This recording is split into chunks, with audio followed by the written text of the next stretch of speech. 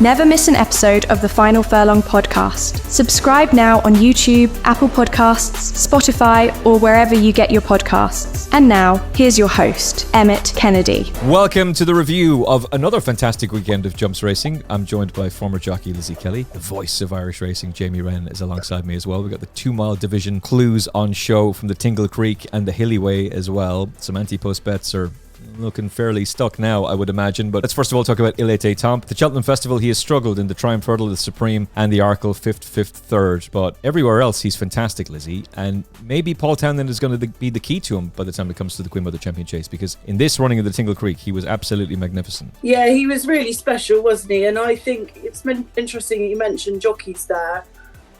Obviously, Townend is, a fantastic jockey, but I really feel like Danny Mullins made this horse the horse that he is today. He wasn't easy.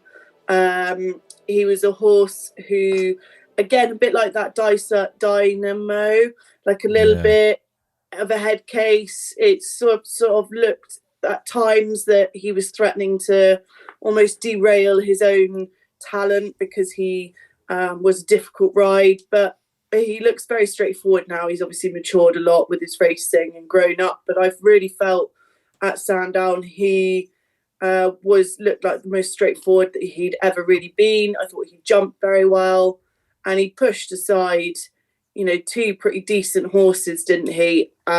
Very, very straightforward. And yeah, I think he really, to me, I feel like he's improved again, and maybe even just his racecraft is now at a point where he maybe looks like he's improving, but actually maybe we're just able to unlock a bit more talent because he becomes an easier ride. So, yeah, I thought there were loads of positives to take out of it.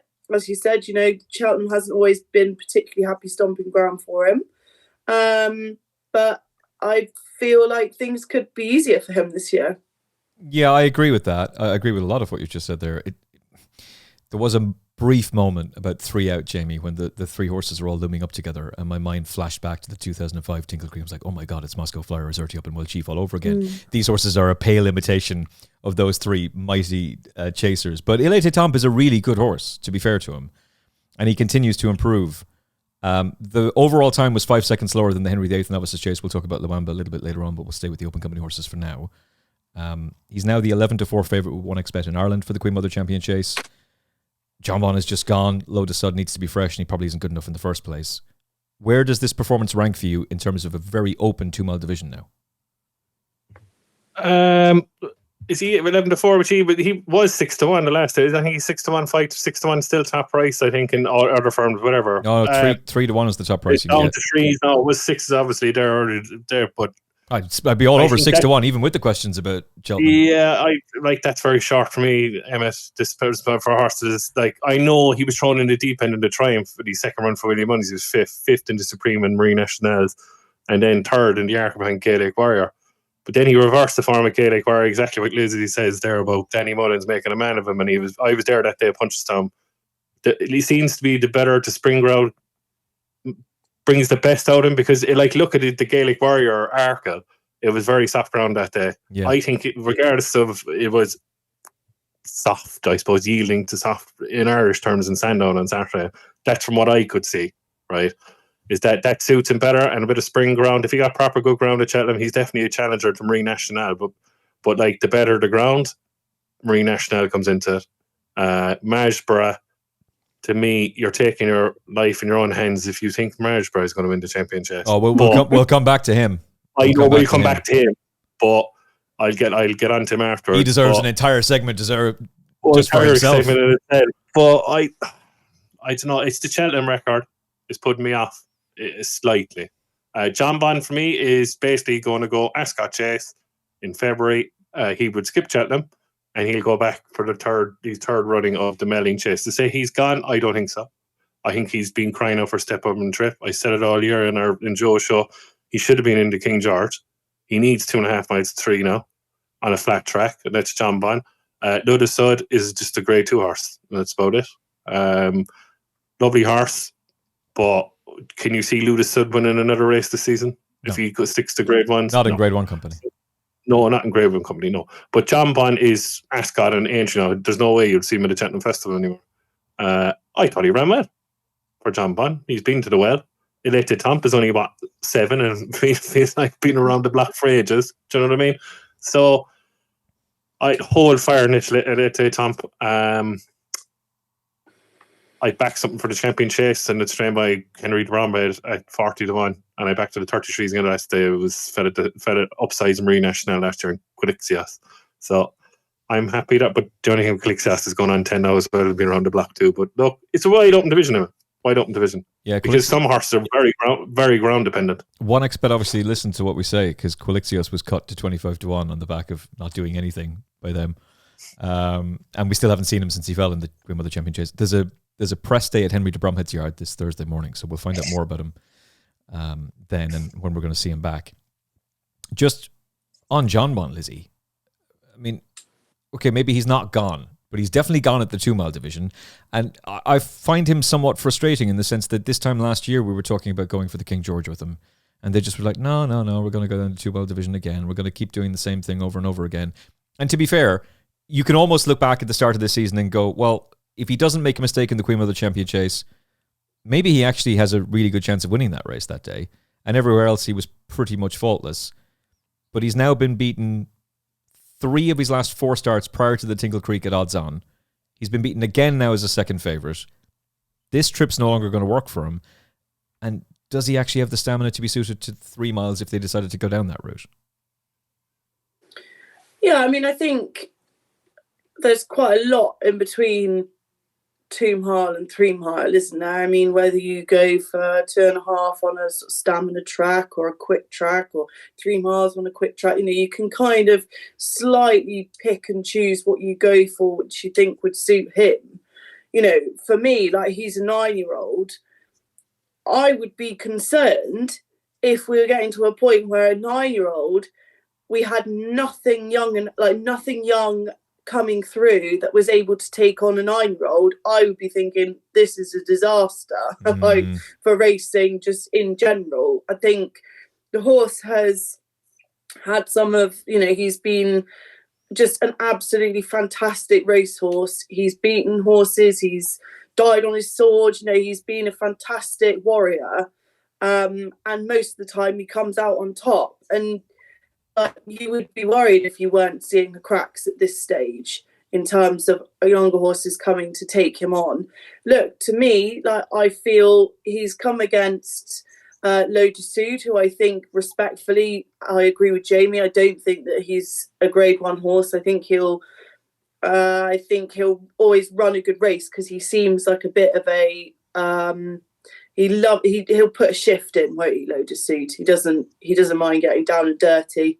But he's been beaten by him at Cheltenham pretty easily.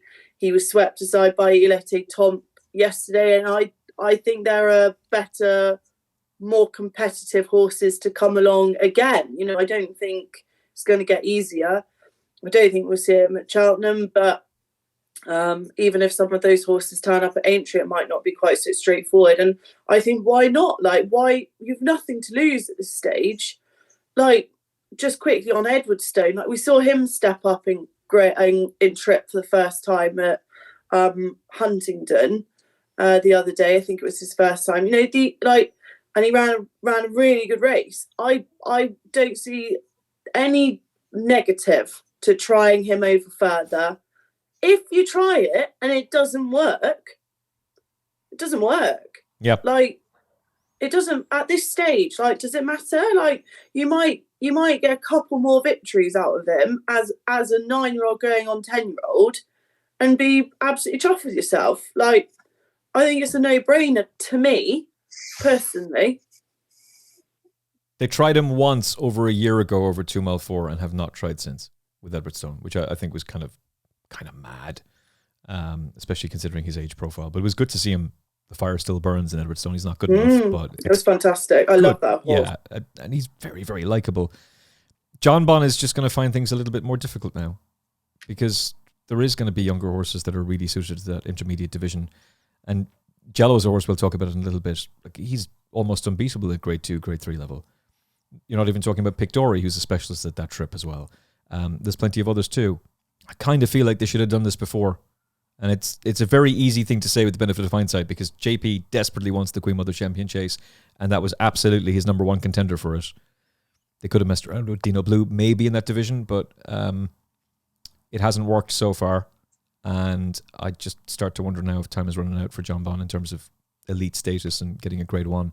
Speaking of JP McManus Champion Chase contenders, we'll talk about Majborough next, but this episode is brought to you by 1xBet. If you're betting in Ireland, now is the time to sign up, with 7,000 events for you to get stuck into every single day on the 1xBet website. Fast withdrawals, which of course is crucial. Loads of new customer sign-up offers for you as well. 18 plus, terms and conditions apply. Gamble responsibly, and you can do so with the link in the episode description. Click that, it'll take you right to the 1xBet site. Your game, your odds, your 1xBet.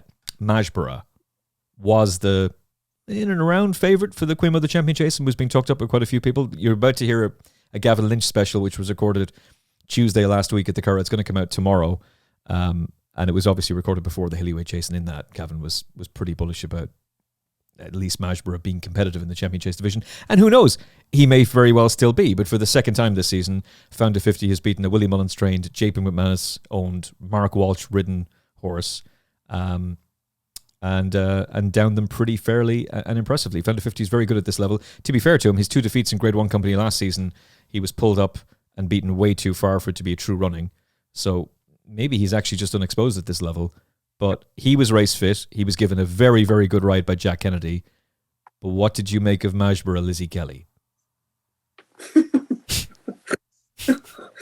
I find him, he's just a disaster zone, isn't he? God love him. Like, yeah, it was a sort of exhibition of like how all the different ways you can jump badly. This is how you don't do it. Yeah, like, yeah, that's sort of what they should show. Sort of, I suppose, like a bit like a class of young novice chasers, and they all sit around and watch it. I don't know what you do with him. I think he's got a lot of talent. I think there's probably, a nice engine there, but he just doesn't seem to be able to piece it together. I saw someone had made an AI image of a snooker table jumping a chase fence. I got that. I have that. I have that. Which I think pretty much sums it up. I don't really know. I mean, when he wasn't jumping sort of badly in a straight line, he then decided he was going to jump badly to his left. And I mean, on a serious note, you look at him and you think, is it something structurally, like physically? Yeah. Is there some sort of issue there? But obviously, like, that would be what a trainer would think as well. And so they would be on that. Like, I'm not reinventing the wheel by coming up with that suggestion. And it's just a bit of an odd one, isn't it? How he just doesn't seem to be able to sort of get it all together. So I don't really know what you do with a horse like that, because I think even with a brilliant engine, if you can't jump, you're going to struggle, aren't you? Well, just before I go to Jamie, Jane Mangan suggested on the RTE coverage, which I only watched today, we're recording on Monday afternoon, so I watched it this morning, that he's stupid. But then Davy Russell said, no, he doesn't have the physical power. He's too young. The power has not reached his frame yet. He's a big, imposing horse, but he doesn't have the strength in his hind legs. And that's where the problem is coming from, that he just can't get through the fences.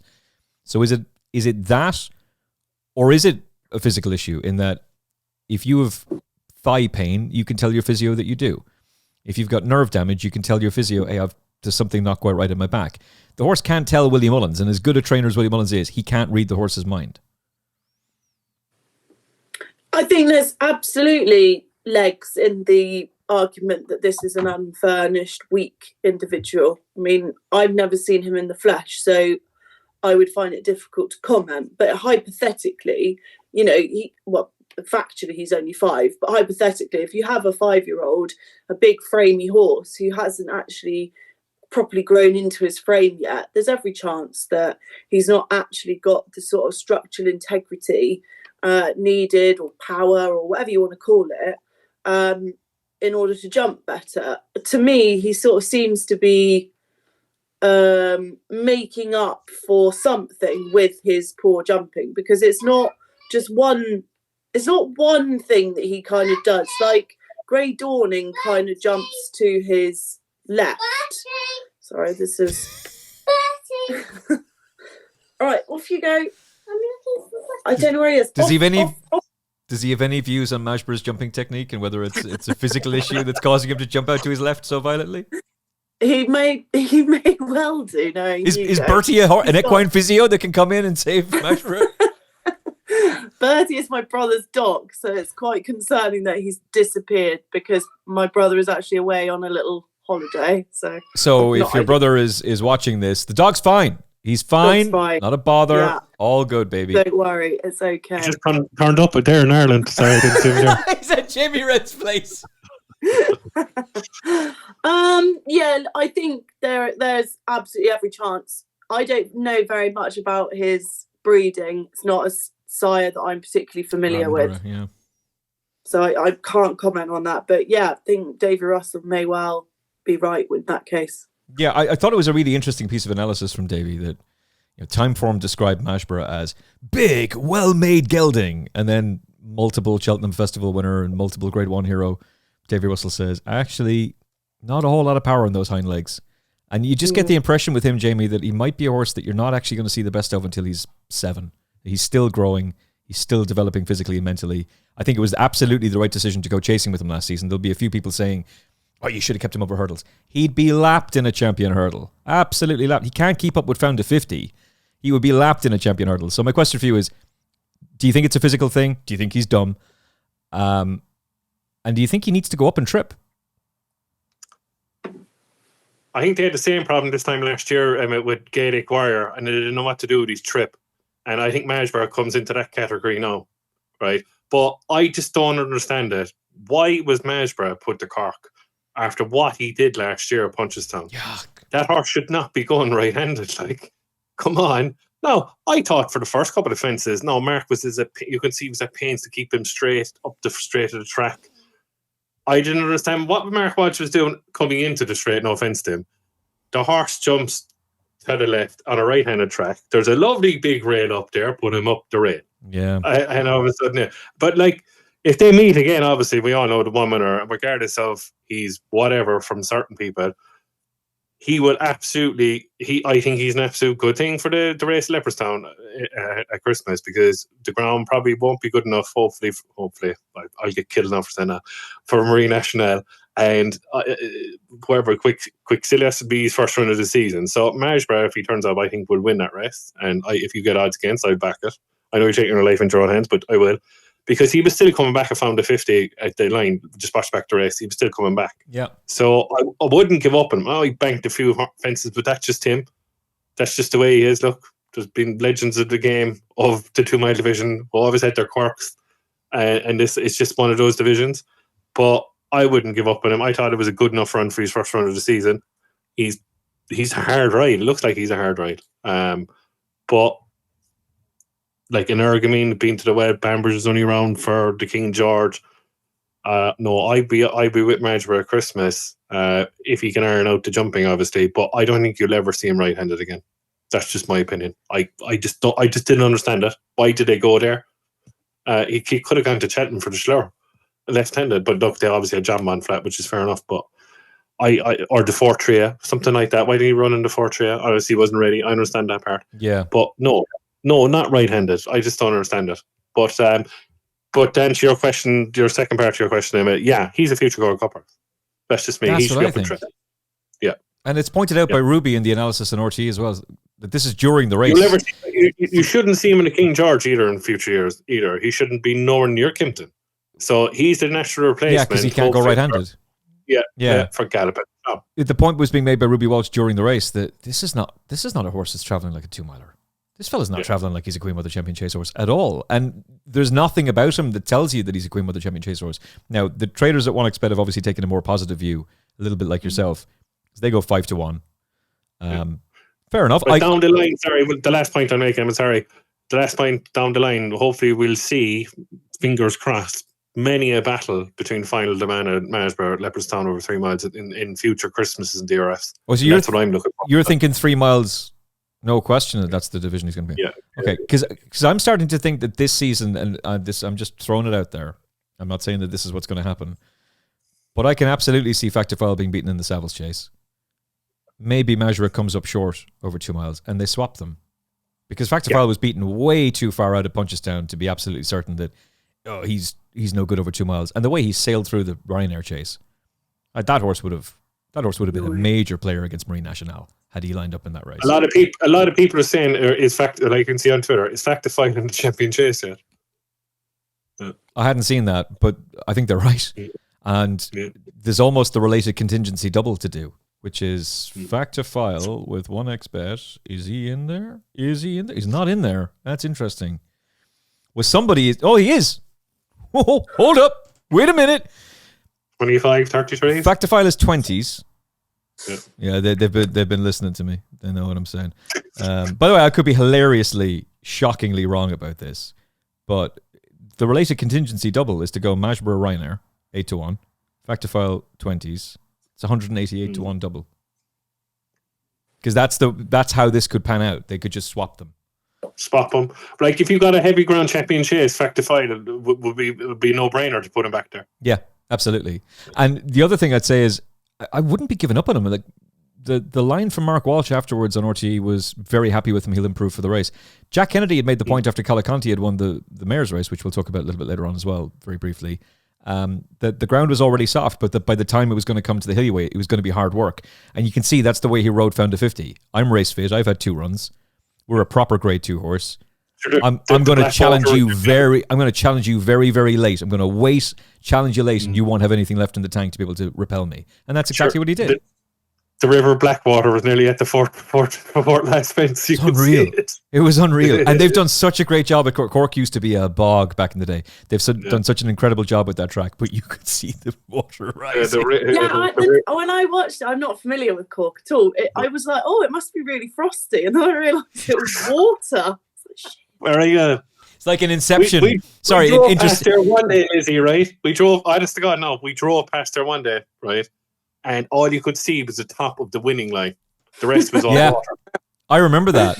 Cork still does flood quite badly, but there were a couple of years where the entire track was just completely submerged in water. It's a little bit like in the scene in Interstellar where they land on the planet and they're like, oh, those mountains look impressive. And then they realize they're not mountains, they're waves. Do you ever see like Worcester, when the Worcester as well, when the river breaks? It's the same thing. Yeah. Same thing. Yeah. Right, okay, yeah. Yeah. So, I would take it. There's 2 ways of looking at Majborough. If you've backed him for the Queen Mother Champion Chase, you can take a very positive view of that performance and say, well, disaster to go right-handed, left-handed, like Jamie is saying, Leopardstown at Christmas, he'll take an awful lot of beating. And if he wins that race, the 5-1 1xbet for the Queen Mother Champion Chase is a distant memory. He's a much shorter price. However, if he gets downed again by Found to 50, and the name of the game here is jumping. We talked about this last week. Unfortunately, Lizzie wasn't with us. We might get a Constitution Hill corner from Lizzie Kelly before the very end of the show. But the name of the game is jumping. He can't jump. The new lion wasn't able to jump. Golden Ace jumps best. Majborough can't jump. It's really in the world we don't mention Constitution Hill. Like you got it. We got to get like a little Constitution Hill sweeper here to just insert into the show every now and again as well. And we're Irish. Yeah. So look, he's an Irish Arkle winner. He's a Grade 1 Novice Chase winner at Punchestown, despite jumping violently out to the left and occasionally to the right as well. He was the 3rd best horse in the Arkle because he didn't jump well enough, and he was the 2nd best horse in the Hillyway because he didn't jump well enough. If they can get that jumping sorted out, monster. I think he needs to go further. I think the Ryanair would suit him, and right now in my head, these 2 horses swap. Factifile goes Champion Chase, but there's a lot of water under the bridge between now and then. What do you make of Found to 50, Jamie? That's his level, Emmet. Sure, he's ran twice. They experimented him in Downride, which is unfortunate. I actually backed him in Downride. Poor fool me. You're on the wrong... Oh, no. Yeah. And I thought Envoy Allen was done. I was like, oh, no. And I love Envoy Allen. But no, it was an experiment, and they tried. I backed him in the Fortune, and I backed him yesterday as well. Yeah. He's just a very good Grade 2 horse. Yeah. That's his level. They've made hay in the sunshine. But would I be backing him for Grade 1 at Christmas? No. I'd want to see what price he is. You can have any price you want. I'd want to see what price he is, and I'd want to see what the ground is. If you're looking at soft ground again, Marshall jumps around, he'll kill him. That's just me. Okay, we'll see. I want to see those races before we're making any decisions about who to or who not to back. Could the next horse we're talking about just be a Grade 2 horse? Very good one, but just Grade 2 level. Or could he take a big step up into the King George? You know who we're talking about. But before we get to that, this episode is brought to you by 1xBet. You can find out more about 1xBet in Ireland with the link in the episode description. Over 7,000 markets for you to be getting stuck into every single day. Loads of new customer sign-up offers, especially in the lead up to Christmas. So keep an eye on that for the new incentives for you. And of course, rapid withdrawals, which are badly needed, quite frankly. 18 plus, terms and conditions apply. Gamble responsibly. Bet with your head, not above it. 1xBet knows the crack. You can find out more in the link in the episode description. Jello was good. Now, I would have expected him to win this race, Lizzie Kelly. He's the first Peterborough back-to-back winner since 19-dickety-doo. I'd have been disappointed if he didn't win. So does this mean that he's now a King George contender, or is he a little bit like Founder 50? This is his level. I think this is very much his level. He loves it. He absolutely loves a Grade 2. He'll win over 3 miles and he'll win over 2 mile 4. And he makes it look pretty straightforward. But I think that is sort of his absolute, he loves it, doesn't he? He loves it. Charlie Hall, Peterborough, Denman Chase, ran well in the flood, at least at Windsor last year. That is, I think his season is almost like written for him. Those races are there for him. He can go to Windsor next. He can then go to the Denman Chase. And then he sometimes has a bash at a bigger pot sort of for the spring festivals. But he's a lovely horse. He's brilliant at making up the numbers in a Grade 1. And you can sort of think, like maybe this time things will fall his way. But I think he's much happier at Grade 2 level, and he's fantastic at Grade 2 level. Edward Dunblow was a back-to-back winner of this race, 2000-2001. That might be what Jonbon becomes. Stretch him out and trip and see if he can get to that level, given the fact that he was an elite 2-miler. And Racing Demon did it for Henry VIII as well, back in 2006-2007. I agree with Lizzie. I really like Jello, and we've talked about him a lot. We talked about him before he made his debut for the stable on this podcast, and I think it was Exeter, and he bolted up. He's a horse that I've always liked, but I've seen enough of him in Grade 1 level, Jamie. And I find some of the analysis about how, King George horse, the same people who are telling you that Founder 50 is a Grade 2 horse and no more, are some of the same people who are telling you, oh no, he could win the King George. No, I really don't think he can, but I think he's a very, very likeable horse.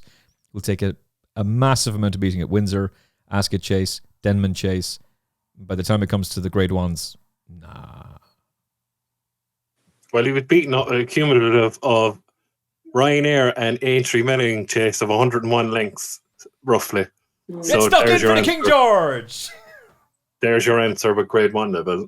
A fellow of opinion I respect massively said on something, anyway, I'm not going to mention names, said that his run was better than the Jukebox Man. But Jello won the Charlie Hall, and then it was race fit, and Jukebox Man was coming back after injury. So they're going to obviously leave a bit on the Jukebox Man. Personally, myself, I wouldn't back Jukebox Man. Up to you if you want to. Like, to me, he's only beaten a bunch of handicappers. But that's just me. But to say that Jello has a chance in the King George, oh God, no, he'd be lapped in the King George. Yeah, that's just my opinion. And exactly what you're both saying, Lizzie and yourself. Fantastic, Grade 2 horse. And yeah, do the same route, like Denman Chases and all this in this world, do you know what I mean? But that's his level. Like, he might have a go after when he flops in the King George, like, not a flop, but gets mullered in the King George, that he could take on Jonbon in the Grade 1 and Ascot, maybe. Maybe he could have his Danes on the Grade 1 and Ascot if those type of horses turn up. But after that, no. And he's an admirable horse. You have to give him credit where credit is due. But no, Grade 2 is his level. Here's his record in Grade 1 races. Beaten 7 lengths by Nickelback in the Grade 1 Sicily Isles Novice Chase. And if I remember correctly, poor old Hermes Allen fell at the last. Yeah. I think he would have been second that day had he stood up. And obviously we lost that horse that day. Beaten 10 lengths by Grey Dawning in the JLT Novices Chase. Beaten 26 lengths by Founder 50. he actually got thrashed at Windsor, though, which I forgot about. Protectorate beat him 23 lengths. They flipped the form. 65 lengths by Factor File. Thrashed 65 lengths by Factor File. Thrashed 37 lengths by Gaelic Warrior. But get stuck into him for the King George. No. No. He's 8-1 for the King George. Oh, no. No. That's just mental. I mean, good luck to you if you're backing him. Good luck to you. I hope he runs well. He'll be jumping to Fort Last to Kempton, and Paul Townend will be saluting the crowd. Yeah. I'm starting to think Gaelic Warrior is a good thing for that King George, actually. I told you that since June. Yeah, Django Bai is officially rated £2 higher than him. And he can have Django Bai. He's 2-1. Jukebox Man is 156 to 163 Jello. He's 5s. Yeah, I don't see it personally. I don't see it. But hey, listen, best of luck to you if you are with them. The novices will begin with Lulamba. Nicky might have a star on his hands here. He was good on Chase debut. I think there was a couple of horses that will improve for the outing. But the day before, we saw Salver absolutely bolt up at Sandown. More on him to come. And that was then followed up by Lulamba destroying them in the Henry VIII Novices Chase. Now, he does shape to me like a horse that's going to be better the further he goes, but right now, 2 miles suits him, and that was very impressive, Lizzie. Yeah, it was. I've got a bit of a soft spot for Lulamba because Nirvana de Burley is a half-brother to a Bousson. Do you remember a Bousson? He was a horse I rode. Bousson that you used to ride, yeah? Yeah. Won the fixed brush at Haydock, second in that Grade 1 over in France. Oh. So he's a half-brother to Lulamba's sire. And I'm not joking, they are the spitting image of each other. Lulamba is literally the spitting image of a Bousson. It's bizarre. They literally could be the same horse. So I've got a bit of a soft spot for him anyway. But I thought that he travelled really well during that race. Harry Skelton tried to pull a fast one. He knew that the only way he was going to beat Lulamba was by doing something brazen.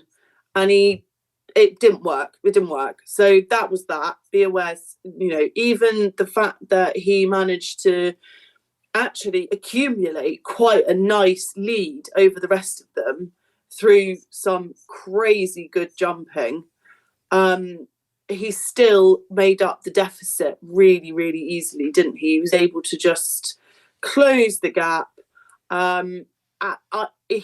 Nico barely really had to ask him any questions, and I thought it was very impressive.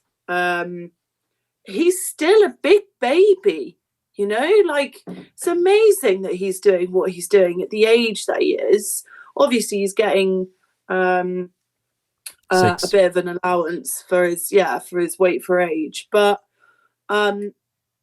he didn't have very many starts as a hurdler. It's only his second start as a chaser. How good is he going to be once he's got a bit more experience as well under his belt, and you can start asking him a few questions? I'd say Nico's still minding him a lot at the moment, still really holding his hand in terms of how he rides him.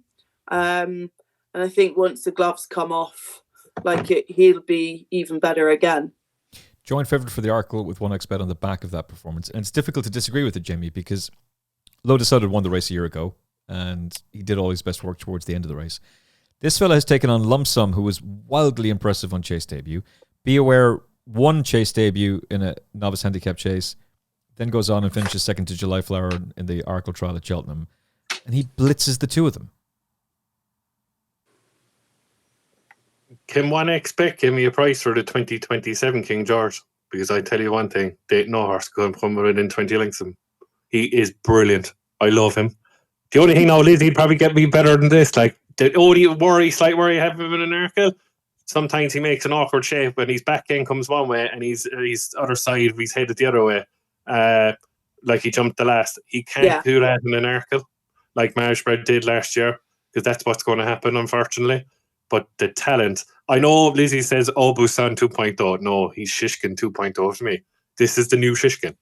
No, Shishkin is one of my favourite horses of all time, and he cost me a lot of money in the King George. I won't go there. Don't go there. Oh my goodness! Right, but I never forget my missus coming in and said, "You're like Casper the Ghost." I goes, yeah. Well, especially when I'd had Shark Hanlon on the show and he talked about how 66-1 was a massive price and they were going to go over and win the race. I'm like, go, best of luck, Shark, best of luck. No!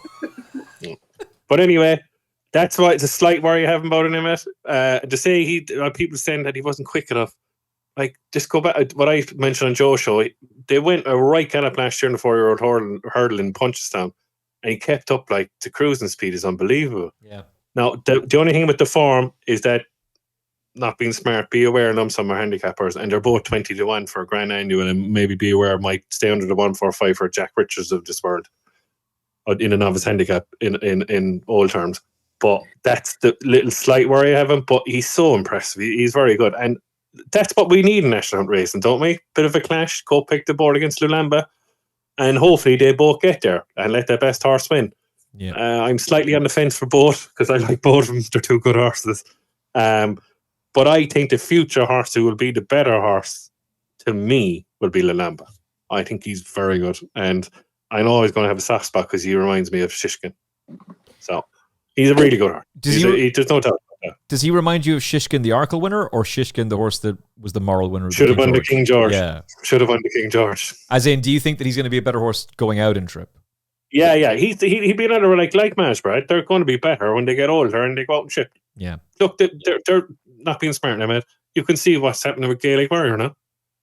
Do you know what I mean? Out and trip. They're the same. It's going to happen. They'll all go out. Do you know what I mean? Eventually, which is great. Which is great to see. Just staying chasing down the years would be unbelievable. Shishkin's Arkle was soft.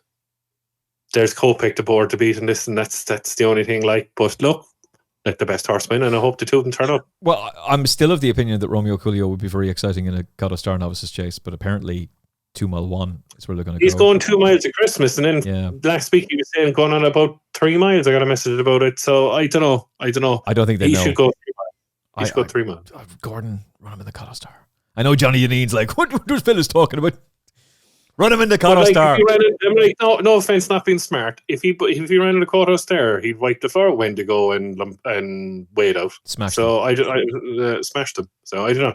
Yeah. But I think they're making a trick. But I think that's final demand thing. But they surely know they can't beat Kopek the board. So why don't they just have a shot at final demand? He was beating the Cheltenham last year, wasn't he? He was beating the Cheltenham last year, and not only are you taking on Kopek the boards, you're also taking on Lulamba. Jimmy this guy. Yeah. So it's the novice chase division. It's not going to be easy. There's always going to be a really good horse to worry about. That's why they got rid of the JLT, didn't they? So they could have 2 miles and 3 miles like it was years ago. But isn't this genuinely exciting? We've just seen Romeo Coolio win 2 races. We've now seen Lulamba come out and win 2 races. Final Demand was hugely impressive on Chase debut. We'll talk about Predator's Gold a little bit later on. Jimmy DeSoy did it nicely. Kopek de Boards was very impressive. Like, these horses are going to clash. You know, at least you might have 3 really elite horses in the Arkle. You might have a couple in the Brown Advisory. Oh, it's very exciting. Very, very exciting. Calaconte will stick to the mare's route, and she's making it work right now. Last year, she was obliterated by July Flower over hurdles. July Flower comes out and wins the Arkle trial. The horse to finish the second tour gets obliterated by Lulamba. So she's a mare, Calaconte, and she'll do very well in this division. But race fit against Cargizi, surprisingly, was 5-1 in the morning, Lizzie. 5-2 seemed to be a pretty fair price about her, and for the second time at Cork, she is upstaged a Willie Mullins short price favourite. Yeah, and one who on her hurdles form, she had plenty of work to do. She is 12 pounds below Cargizi on the hurdles form. And I thought she brushed her aside pretty easily. I thought she jumped well. I thought she travelled pretty strongly. I mean, to win by 16 lengths, she turned in and it was all over, wasn't it? I mean, there wasn't even really much of a tussle. You did feel like she had the edge over Calaconte once she got upside her, and she very much got away from her. And to win by 16 lengths, I thought was great. She stayed very well, and definitely, obviously, she would be a contender for the mare's chase now. I thought it was a really lovely performance. In many ways, sometimes when I watch racing, I don't really have much to report, because it sort of was like, yeah, we've ticked all the boxes, nicely done. now we move on to bigger targets. And that's kind of how I slightly felt watching Calaconte. I thought it was very straightforward. She made it look very, very easy. Job done. Yeah, it was a smart performance. To win by 16 lengths is bloody impressive. You do just get the impression that Cargisi's going to improve significantly for this. They can drop her back into a beginners if they want to. They can do what they want with that horse. And on better ground, she's probably going to be a bit better. But Calaconte's making hay while the sun shines, to be fair to her. So is Gordon Elliott. 102 winners already this season in Ireland. Willie Mullins, 85 winners. He's coming. He's coming. And these horses are eventually going to start. It's the same thing every single season. By the time we get to the Leopardstown Christmas meeting in 19 days, that's when Willie's horses will really kick into full gear. But this was a smart performance. It was a good piece of placing from Gordon, Jamie, because he was saying beforehand that it wasn't the plan, but she won so well the last day, they decided to throw her into it. And they dropped her back 5 furlongs. Yeah. And then she took on same ownership with Jay de Grugy on debut. It's a good sign, I suppose, time of it is. But the only thing, Cargis, I know, was beaten last year at Ascot by Take No Chances, pulled reins out of Paul Town and said at Ascot, on the better ground at Ascot, and she was only beaten by half a length, 3/4 of a length. This ground was bog ground at Cork. I don't think that suits her. I think if you let her bowl off on better ground, if she met Calaconte on better ground later in the season over a 2-mile chase at Mayor's Chase, God knows where, Punchestown Fairhouse, she destroyed Calaconte. Yeah, that's just me. Yeah. But isn't it good that Calaconte can win at 2 and 2.5, 2 miles 5, even the last day of Cork? So it opens a lot of avenues. So she'll go on the Mayor's Chase, like Dino Blue can win. I know she's never near Dino Blue yet, but Dino Blue can win at 2 and 2.5. So she might be one of them. But you know, this Mayor's Chase division is adding numbers by the day. Do you know what I mean? So it's worth a chance, isn't it? Because of the way the race conditions, and maybe grade 2 level is at her level. So do you know what I mean? So they're going to give it a go in fair play. I know they are making hay when the sun shines, when Willie Mullins is not at full tilt. Yeah, I know that they were very, very confident about her going into the Leopardstown Christmas meeting last year, and then Henry de Bromhead's July Flower just destroys her. And obviously, July Flower is a good horse, but she's clearly a horse they've always held in very high regard. It's good to see that that's now starting to come to fruition, and it might just be she's a much better chaser than she was a hurdler. Yeah. Who knows? It's not like the progression is going to suddenly stop and all the Willie Mullins horses start beating her. But just bear in mind, it's the same thing every single year, and people keep forgetting about it. People can't remember things past 2 months by the sounds of things. Willie's horses start slow, then we get into Christmas, boom, they explode. So we'll talk about My Daddy Paddy in a little bit. Willie Mullins' season starts on the 26th of December at 12 o'clock, maiden hurl at Leopardstown. Yep. And that might be the new Supreme Novice Hurdle favourite. We'll talk about My Daddy Paddy and how 5-1 may or may not be a good price. I think Jamie's going to have some interesting things to say about that. This episode is brought to you by 1xBet. If you're betting in Ireland, sign up now. Loads of events for you to get stuck into. Over 7,000 events for you to bet on every single day. Fast withdrawals, which of course is crucial with any bookmaker. And there's loads of new account incentives and sign-up bonuses for you to take full advantage of as well. You can get to the 1xBet website through the link in our episode description. It'll take you right there. Just click on that. It'll take you right to the 1xBet website. If you're betting in Ireland, this is the place to go. 18 plus, terms and conditions apply.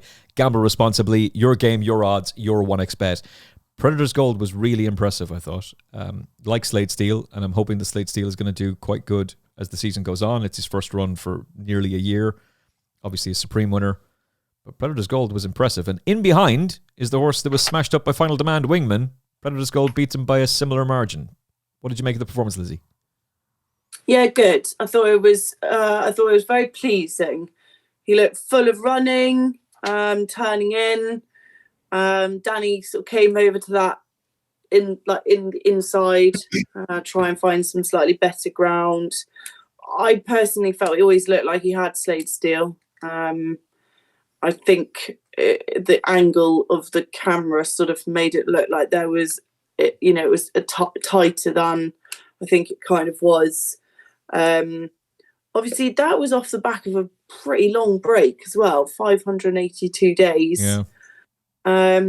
So I think that adds an element of impressiveness again. And he wasn't a slouch over hurdles, so raised 145. So I thought it was a good start. Obviously, it's quite, it sort of looks like there were a lot of runners and everything, but actually in a way it was a 2-horse race at the front of the field, wasn't it, with him and Slade Steele just sort of doing their own thing. And as you said, the form linking in with Wingmen and then Final Demand, I think they look like very similar performances. I wouldn't necessarily be kind of more or less excited about one or the other based on those two performances. Yeah, I would agree with a lot of that. I remember Adam Mills getting very, very excited about the prospect of what this horse could do, because there's was it TPD data or sectional time data about his performance in the Bearing Bingham and what that could mean for him as a chaser. I don't know if he was on at the weekend, and Adam will be back on the show pretty soon, but he's a horse that he held in very high regard, and he's done that very, very nicely. I kind of feel with Slade Steele, he's now qualified for a handicap, and I would love to see them go quietly and then explode at the Cheltenham Festival. But what did you make of both performances, Jamie?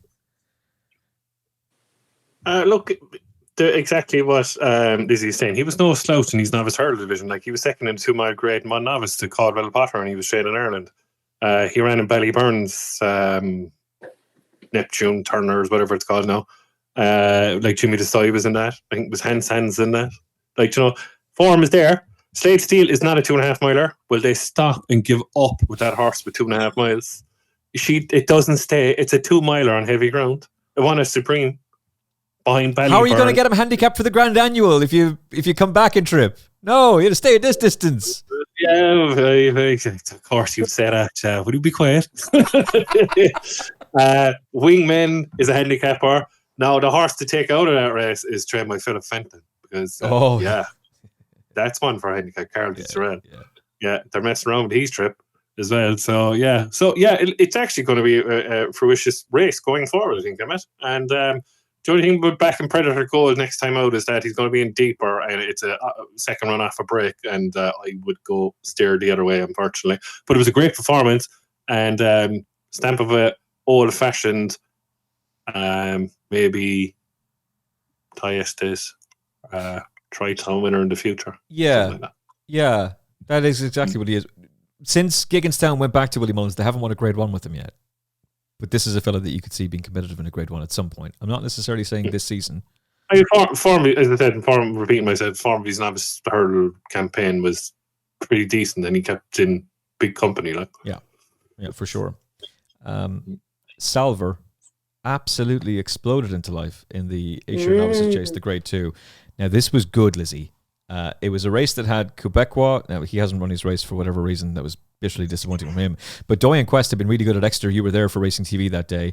And you were at Exeter, frozen solid by the looks of things, by the Ultra HD coverage on Racing TV. It didn't look very pleasant, but well done and great coverage. But Salver was sent off an incredibly well-backed favourite. I like that.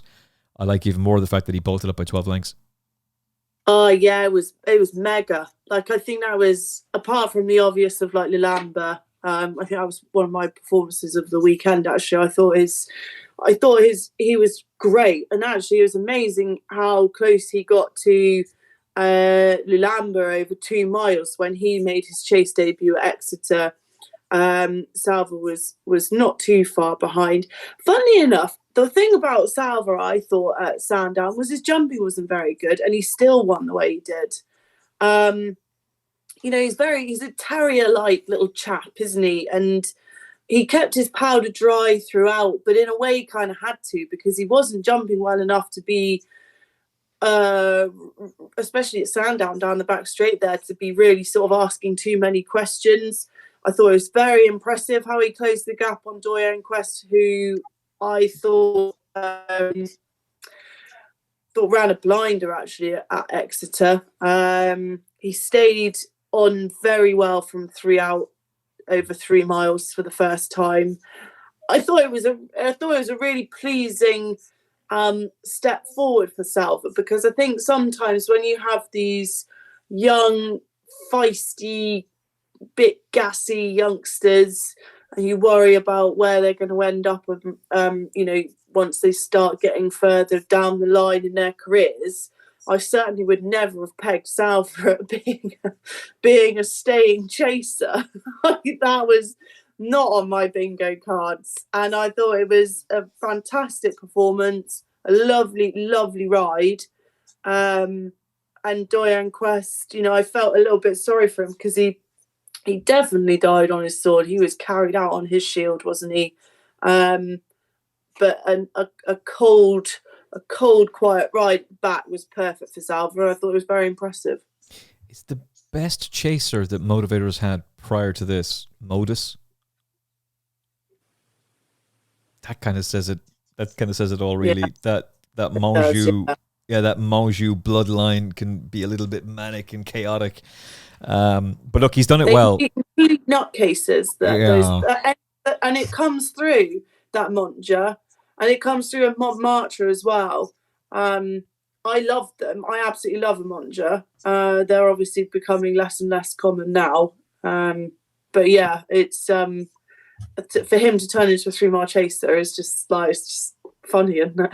Yeah, as Lizzie said, like, wasn't on her bingo card. It certainly wasn't on mine, Jamie. And watching the racing live on Friday, I just was really taken aback at how much of a gamble there was on him. If any money was going to come for us, I thought it was going to be Quebecois. But the fact that they sent him off 6-4, I actually like the fact that he didn't jump well, because I'm hoping he'll learn from that. And I'd rather he'd be learning from mistakes now and then progress and improve. But the fact they sent him off 6-4 and he then bolts up. I know the race fell apart, Jamie, but damn, he did it well.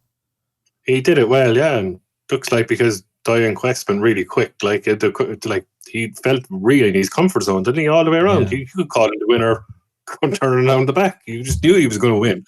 I fell for Quebecois. I have fallen for Quebecois, and I don't know, I think just needs maybe 4 miles and bog soft ground, maybe in a either chase down the line or something like that, because he needs 5 miles in my book. I just don't get. I don't know, I'm giving up on that horse. Doyen Quest is interesting now. I know most of his form is on better ground over 3 miles. So what are they going to do with him? He's at the moment, it says here in the racing post, he's 144. Look, I know he's going to might be reassessed. They might keep him on the same mark. But would you bolt him out on a good ground, Jack Richards under 144? He'd be hard to catch. Do you know what I mean? He would really be hard to catch. The better the ground, he's better. And he's form around Cheltenham as well. He's won a 3-mile handicap hurdle around Cheltenham at the November meeting. So I wouldn't give up on him for big handicaps down the line. He could end up in that, Jack Richards or an Ultima. So he's definitely one to keep on side, because there's definitely a big handicap on him. Yeah, because he's a good jumper. He's going to get a lot of horses in trouble. But Salver, to me, getting back to Salver, Emmet, the race that springs to my mind is the Reynoldstown Ascot, will be his next port to go over 3 miles, I think. Oh, I think they're talking about the Cotto Star. Are they? I think so. Close, isn't it? I need to check that. I have me doubt myself now. Please hold, caller. Your call is very important to us at Furlong Podcast Towers. I suppose he'd have a chance against Wendigo, like. I have a feeling that's what they said they were going to do. The obvious target would be Boxing Day at Kempton. If there's slow enough ground, you'd think you'll go there. But maybe over this trip, the ground doesn't come into it as much. Yeah, I mean, you do only get one novice season, don't you? So you may as well go for it, would be my approach. Yeah. Well, I think you'll be kicking yourself if you don't go for it and you find out it's a Cotto Star that falls apart. And you probably need to learn now, because with all due respect, the Irish are coming. So the Willie Mullins, Gordon Elliott, Gavin Cromwell, Henry de Bromhead battalions will be making their way slowly but surely over the Christmas period. So go win your grade 1 now. Look at you. You're two smug little faces there. Well, you say that. We try our Lizzie, come here now. I remember Cheltenham Festivals and we barely got a winner. We would be lucky to get one. By the way, when the wheel turns, we have to make hay. We'd be lucky to get one winner, Lizzie, and there was no sympathy from the British whatsoever. It's like, it's about the taking part that counts. And then as soon as Gordon Elliott was crowned champion trainer, Michael O'Leary leading owner, Willie Mullins dominating, suddenly there were conversations from people in the press room about how we'll have to impose this. Dinner is ready. Mama, dinner is ready. Apparently, is dinner ready? Is dinner ready? Jamie, is your dinner ready? I'll have it later. Yeah. Is our dinner ready too? Why is your young fella cooking dinner? I'm actually down at my mum's because Ed's away. So I thought, well, I need someone to look after Hugo and Sappy. So she's cooking dinner. Nice, Jane. Nice. Thank you very much. Yeah. What is on for dinner tonight? I think she's doing her carbonara, which is one of her best meals. Yeah. Okay. Well, Jamie and myself will be over for about 8 o'clock. Is that all right? Yeah, no bother. Yeah. Love that. We'll extend an invitation to the listeners and the viewers. Be there at Jane's house about 8 p.m. I start swimming now, eh? yeah, make your way over now. Okay, all might not be lost for the British, by the way, because maybe you do have a superstar. And maybe that superstar is Denman 2.0. Oh, wait, we're not supposed to say that anymore. No drama this end for the McNeil family, because while Quebecois ran in the champion bumper for the McNeil family and for Paul Nicholls and has turned out to be bitterly disappointing, another horse who ran in the champion bumper and was also well beaten is turning out to be very, very good. He's bolted up in a Grade 2 novice hurdle, and now he's bolted up in his second Grade 2 novice hurdle, for all that he was expected to go and win. But he's done it on the bridle, Lizzie Kelly. Yeah, it was cool, wasn't it? It was great. He was actually only beaten that 9 lengths in that champion bumper. That's all right to me. In a race that, sorry to cut across you, but in a race where the narrative, at least from us, has been you want to be with the horses in behind, not with the horses up at the front end. And so far, that's paying dividends. Yeah, exactly. I think the victory at Cheltenham, you could kind of, I've seen performances like that then haven't really come to fruition further down the line. But I think the fact that he then backed that up in the way that the manner he won at Sandown was very impressive. You wouldn't be getting up Sandtwist and Davis's inner very easily. And the fact that Harry Cobden felt he was travelling well enough to be able to do it, and the manner in which he did it as well, I thought was very impressive. Obviously, visually, it is always impressive when you see someone do that.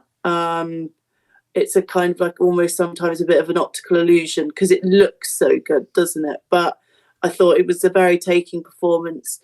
And he looks very, very smart. How far can this horse fly, Jamie Wrenn?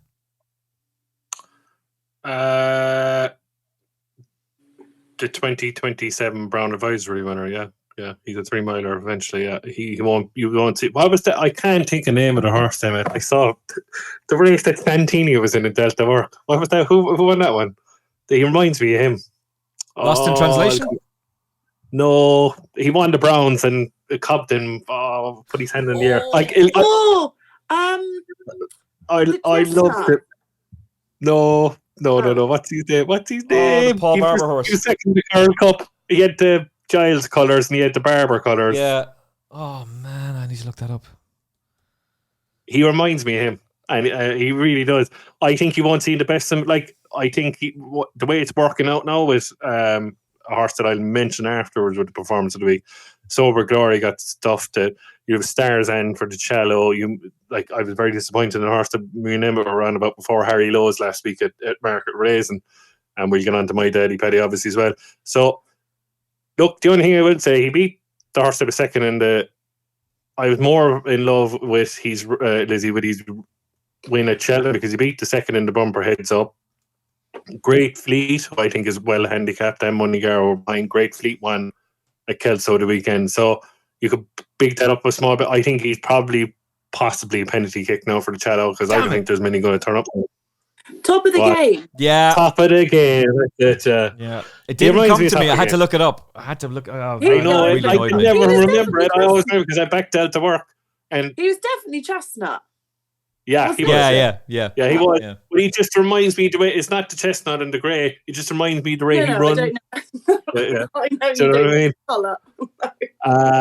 But it's just I think he'd be better over when he goes chasing. Obviously, he's going to be a star. I think over fences. But look, if he wins the Turners, fair play to him. But I don't know. There's a lot to come under the water under the bridge yet in that division.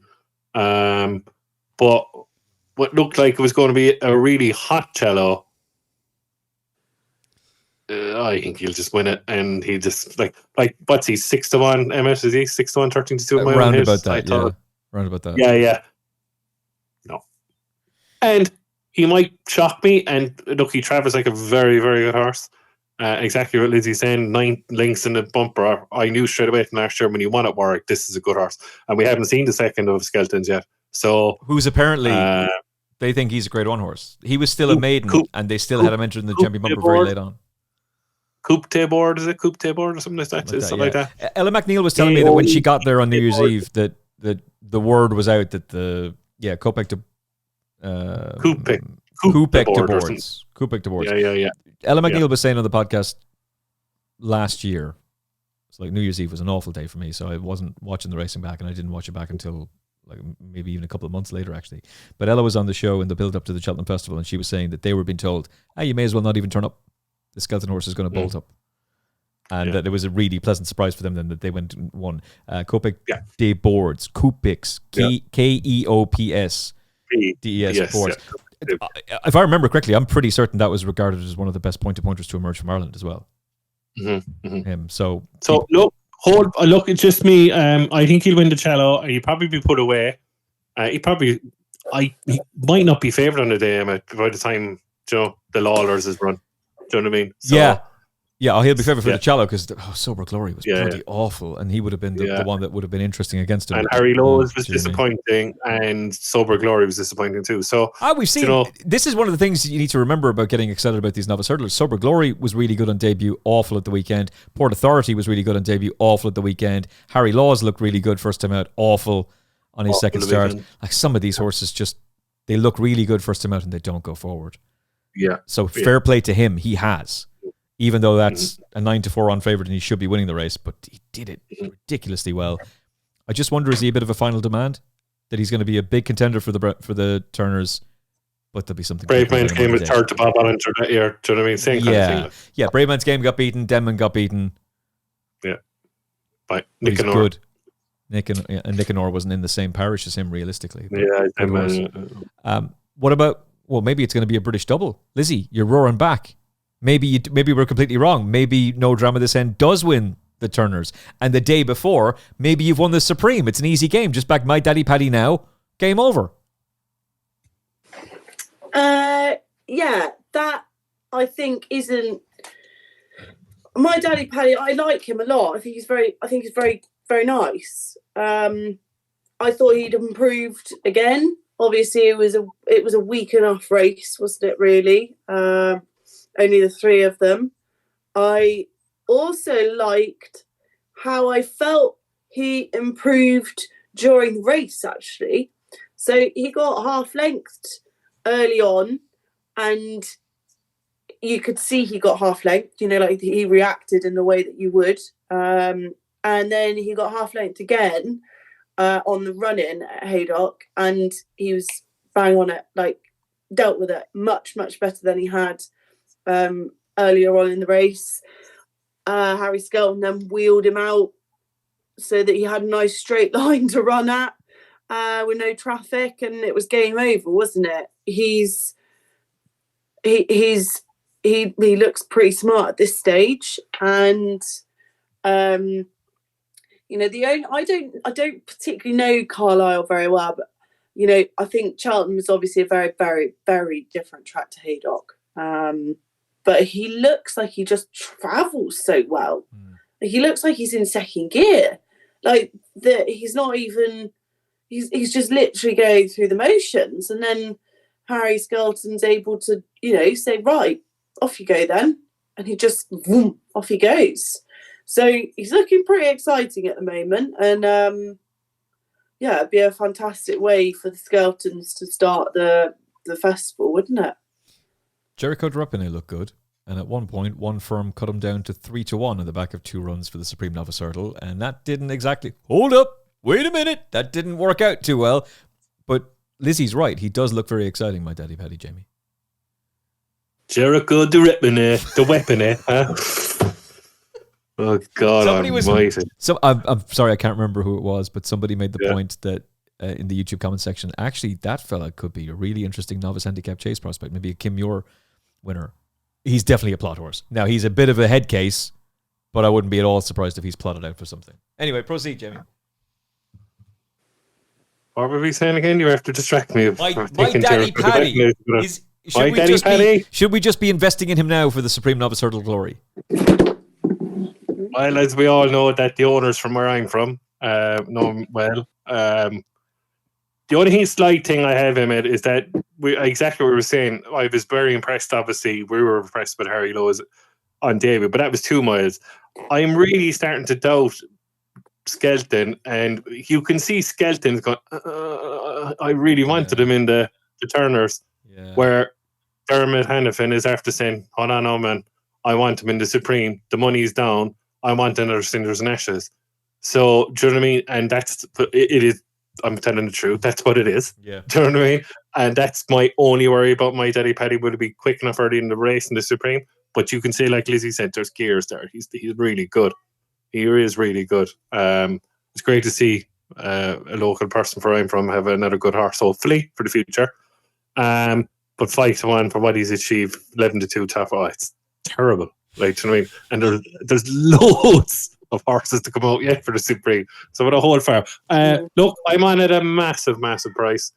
I know a friend of mine's on a 50s, and he's had a whopper of a betting him. So I have 33s. My dad is 25. We're all on him. Like, this is going to be like Stumptown and Jazzy Matty all over again last year. The amount of money that's down from where I'm from, because the owners of Stumptown are from Tralee as well. So hopefully he wins. But he'll be judged in the Form B, because there's some horses are going to turn up in that Form B, and it's going to be a good race. Yeah. So we'll see how good he is then. Grade 1 Boxing Day, St. Stephen's Day, whichever your preference is, but it'll be live on Racing TV. Lizzie, are you going to be there? No. Okay. No. Sort it out, Racing TV. Get Lizzie to a Grade 1 reading, thank you. Will not be driving to Liverpool on Boxing Day. 100%. Actually, Racing TV, delay that order. You can send Lizzie to that. Yeah, you can send Lizzie to the Cheltenham Trials meeting instead in January. How about that? And instead, Lizzie can break down the Form B novice hurdle on the final furlong. They wouldn't let me within 100 miles of Cheltenham. So can't be the same people over and over and over again. It's becoming boring. Get Lizzie in there. Get Darryl in there. Let's get it going. Okay, I'm going to ask you for your performance of the week. Before we get that, now is the time, if you're betting on Ireland, to switch to 1xBet. Big announcements with Punches Down to come. Big announcements with the Cur as well. Touch wood. Please God, all being well. More than 7,000 events for you to get stuck into every single day on the website. Fast withdrawals, new customer sign-up offers. It's all available for you at the 1xBet website. The link is in the episode description. Click that. It'll take you right to 1xBet in Ireland. Gamble responsibly. Terms and conditions apply, as they always do. 18 plus. Your game, your odds. Your 1xBet. The link is in the episode description for 1xBet Ireland. Your performance of the week. Your 1xBet performance of the week, Lizzie Kelly, was? Salva. I thought I was brilliant. I thought, honestly, when you're not expecting it, it's more fun, isn't it? And I expected it from Lulamba. I thought it was a wonderful performance, but the surprise element of Salva's very, very easy victory over 3 miles was fantastic. That was the fun thing about watching him collapse in price as well. I was like, oh, is he going to put up a big performance? And how is that going to happen? Loved watching that. Your 1xBet performance of the week, Jamie Wrenn, was? It came in the very first race at Sandown on Saturday, the 12:10, and I really think that Gary Moore horse is a good horse. The juvenile? No, one on Saturday. The juvenile McToad one on Friday. I really, that was impressive. I wouldn't disagree with you there, but I thought, because Sober Glory was such a hot favourite, I thought that Hurricane Pat was class. The Noel Feely horse. And I can't wait to see him again. Because he beat a maiden hurdle winner in Soldier Rees. He actually was beaten by Cracker Jack in a bumper as well. And he's not a bad horse. The other Manji, whatever, that fella who owned horses before and he sold all these horses, can't think of his name. Maxwell horses, he was sold. He ran in a bumper at Punchestown.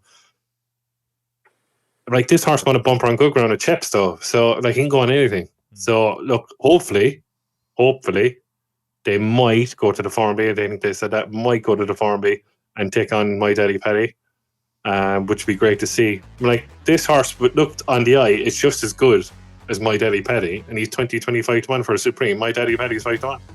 So we might not be getting that far ahead now, I might be getting too far ahead of myself there. But on the eye, he looked unreal. And I can't wait to see him again, because I think he's very good. Now, look, the Moors were on a road this weekend. You have to take that into account. And fair play to them. They look like they have a few good horses again, which is great to see. Yeah.